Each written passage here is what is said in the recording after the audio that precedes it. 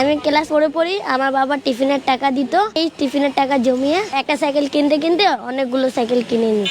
এখন আমার সাইকেল হলো 9। আমার বাবা এখানে কাজ করতো, আমি দাঁড়ায় থাকতাম। আমার দেখে দেখে আমি কামগুলো শিখে গেছি। যেরকম পুরো চাক্কা থেকে নিয়ে পুরো সার্ভিসিং পর্যন্ত সব পারি।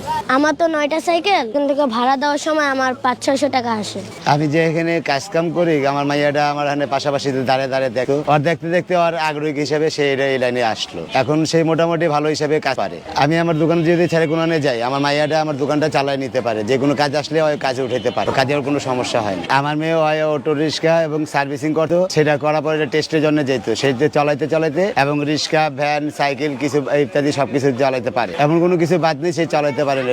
পড়াশোনাতে আমার কোনো ক্ষতি হয় না, আমার ভালো লাগে। এর জন্য আমার বাবার সাথে আমি কাজ করি। আমি আব্বুকে হেল্প করাতে আমার অন্যজন রাখার জন্য প্রয়োজন হয় না। আমি ভবিষ্যতে আর্মি হতে চাই। আমার পড়াশোনা ঠিক রেখে আমি যে কয়দিন পারি আমার বাবা মাকে হেল্প করব।